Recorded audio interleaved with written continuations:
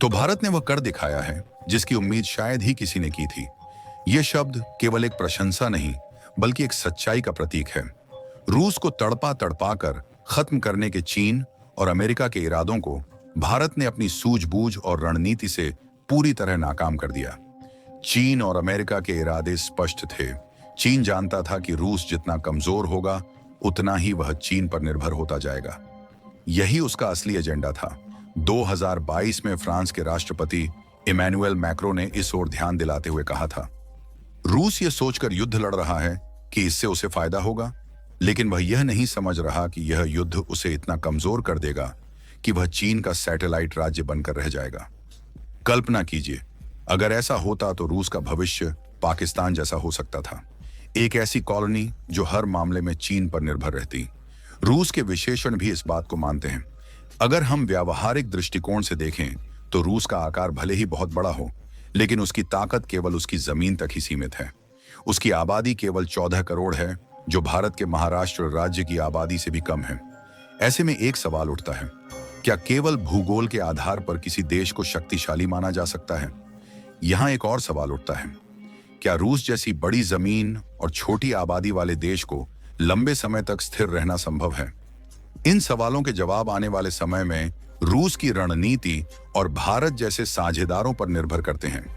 रूस के पास इतनी बड़ी जमीन है कि उसमें 3 भारत समा सकते हैं, लेकिन उसकी अर्थव्यवस्था स्थिर नहीं है और आबादी लगातार घट रही है। यह स्थिति रूस के लिए सबसे बड़ी चुनौती बन चुकी है। ऊपर से यूक्रेन के साथ जारी 2 वर्षों का लंबा युद्ध रूस को और अधिक कमजोर करता जा रहा है। रूस इस समय दोहरी समस्या से जूझ रहा है। एक तरफ उसकी आबादी कम हो रही है और दूसरी तरफ उसकी अर्थव्यवस्था बुरी तरह चरमरा रही है। यह युद्ध रूस के लिए एक ऐसा दलदल बन गया था जिससे बाहर निकलना लगभग असंभव दिख रहा था। लेकिन यहीं पर भारत ने एक महत्वपूर्ण कदम उठाया। भारत ने न केवल रूस के साथ अपने मजबूत संबंध बनाए रखे, बल्कि उसे वह आर्थिक और रणनीतिक सहयोग भी प्रदान किया जिसकी उसे सख्त जरूरत थी। भारत ने रूस से तेल और गैस की खरीद जारी रखी, जबकि पश्चिमी देशों ने उस पर कड़े प्रतिबंध लगाए हुए थे। इस कदम ने रूस की अर्थव्यवस्था को सहारा दिया और उसे और कमजोर होने से बचा लिया। सबसे महत्वपूर्ण बात यह रही कि भारत के इस निर्णय ने रूस को चीन का गुलाम बनने से बचा लिया। अगर रूस पूरी तरह चीन पर निर्भर हो जाता तो यह वैश्विक शक्ति संतुलन के लिए बड़ा खतरा साबित हो सकता था।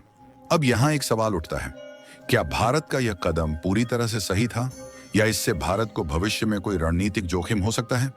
दोस्तों, आगे हम इस खबर पर विस्तार से बात करेंगे, किंतु आगे बढ़ने से पहले इस वीडियो को लाइक और चैनल को सब्सक्राइब कर लीजिए। यह आपका 1 सेकंड का काम है, किंतु इससे हमारी बहुत बड़ी हेल्प हो जाएगी।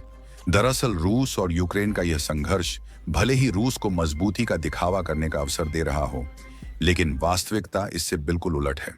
लंबे समय में यह युद्ध रूस के लिए विनाशकारी साबित हो रहा है। इस संघर्ष ने रूस को धीरे धीरे चीन के करीब धकेल दिया है और इसका सीधा फायदा चीन को मिल रहा है। जैसे कहते हैं, जहां कमजोर होते हैं वहीं ताकतवर अपना खेल खेलते हैं। अमेरिका की बात करें तो उसके लिए एक कमजोर रूस उसकी रणनीतिक जरूरतों के अनुरूप है। एक कमजोर रूस से अमेरिका अपनी ऊर्जा रूस से हटाकर पूरी तरह चीन पर केंद्रित कर सकता है। चीन अब अमेरिका का ऐसा प्रतिद्वंदी बन चुका है जिसे नियंत्रित करने के लिए अमेरिका को अपनी पूरी ताकत लगानी होगी। यही वजह है कि अमेरिका और उसके सहयोगी देश यही चाहते हैं कि रूस कमजोर हो। लेकिन यहां भारत की सोच बाकी दुनिया से अलग है। भारत उन गिने चुने देशों में से है जिन्हें एक मजबूत और शक्तिशाली रूस की जरूरत है। मजबूत रूस न केवल अमेरिका को चुनौती देगा, बल्कि चीन के प्रभाव से भी दूर रहेगा। यह स्थिति भारत के लिए रणनीतिक रूप से बहुत लाभकारी है। यहां एक सवाल उठता है, क्या एक मजबूत रूस भारत के लिए दीर्घकालिक लाभ प्रदान कर सकता है, या यह समीकरण भविष्य में भारत के लिए किसी चुनौती का कारण बनेगा? रूस की ताकत भारत के लिए केवल रणनीतिक रूप से ही नहीं, बल्कि एक और मायने में भी महत्वपूर्ण है।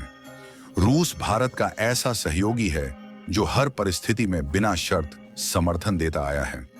ऐसे में भारत को एक मजबूत और आत्मनिर्भर रूस की ही जरूरत है। अगर भारत रूस को मजबूती से खड़ा देखना चाहता है तो इसका सबसे व्यावहारिक और प्रभावी उपाय है व्यापार। भारत को रूस के साथ व्यापार को इतनी ऊंचाई तक ले जाना चाहिए कि यह सारे पुराने रिकॉर्ड तोड़ दें। इससे दो बड़े फायदे होंगे। पहला, भारत की जीडीपी और अर्थव्यवस्था को जबरदस्त लाभ मिलेगा, और दूसरा, रूस को आर्थिक सहारा मिलेगा, जिससे वह चीन पर निर्भर होने के बजाय भारत के करीब आएगा। जैसे कहते हैं, मजबूत रिश्ते केवल भावनाओं से नहीं बल्कि साझा हितों से बनते हैं। इसी तरह व्यापारिक सहयोग भारत और रूस के संबंधों को और गहराई देगा। बीते 1.5 साल में भारत और रूस के बीच व्यापार ने अभूतपूर्व वृद्धि दर्ज की है। जो व्यापार पहले मुश्किल से 8 से 10 बिलियन डॉलर तक सीमित था, वह अब 50 बिलियन डॉलर तक पहुंच चुका है। यह आंकड़े इस बात का प्रमाण है कि अगर सही दिशा में प्रयास किए जाएं, तो भारत और रूस न केवल बड़े आर्थिक साझेदार बन सकते हैं, बल्कि रणनीतिक रूप से भी एक दूसरे के लिए अटूट सहयोगी साबित हो सकते हैं। लेकिन यहाँ एक सवाल उठता है, क्या यह व्यापारिक वृद्धि दोनों देशों के लिए दीर्घकालिक लाभकारी होगी?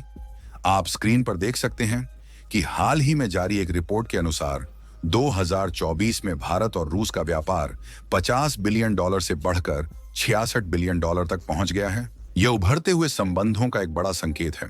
लेकिन क्या यह सही योग भविष्य में दोनों देशों को और करीब लाएगा, या इसमें कोई नई चुनौती छिपी हो सकती है? यह आंकड़ा और भी बढ़ सकता है, क्योंकि साल खत्म होने में अभी 1 महीना बाकी है। विशेषज्ञों का मानना है कि यह व्यापार आसानी से 70 से 75 अरब डॉलर के बीच पहुंच सकता है। यह केवल एक आंकड़ा नहीं है, बल्कि यह इस बात का संकेत है कि भारत और रूस के संबंध किस कदर मजबूत हो रहे हैं। खास बात यह है कि 2022 में प्रधानमंत्री नरेंद्र मोदी और रूसी राष्ट्रपति व्लादिमीर पुतिन ने घोषणा की थी कि दोनों देश 2030 तक अपने व्यापार को 100 अरब डॉलर तक ले जाने का लक्ष्य रखते हैं।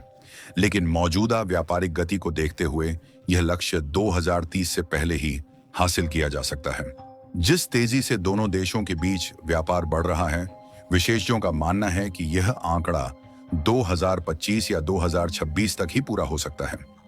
यह भारत और रूस के आर्थिक संबंधों में एक नया अध्याय जोड़ने जैसा होगा। इस व्यापार में हो रही वृद्धि से भारत और रूस को न केवल आर्थिक लाभ होगा, बल्कि उनके रणनीतिक और राजनीतिक संबंध भी और अधिक मजबूत होंगे। यह स्थिति उन वैश्विक शक्तियों के लिए एक स्पष्ट संदेश है जो भारत और रूस के बीच बढ़ते सहयोग को लेकर चिंतित हैं।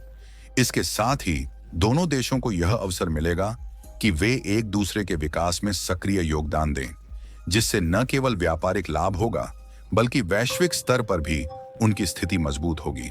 इस बढ़ते संबंध से यह साफ हो रहा है कि भारत और रूस के बीच सहयोग भविष्य में एक नई दिशा और मजबूती की ओर बढ़ेगा। तो दोस्तों, इस पर आपका क्या कहना है? कृपया अपनी राय कमेंट बॉक्स में जरूर बताएं। साथ ही अगर यह वीडियो आपको पसंद आया हो तो इसे लाइक करें और चैनल को सब्सक्राइब करना ना भूलें। शुक्रिया।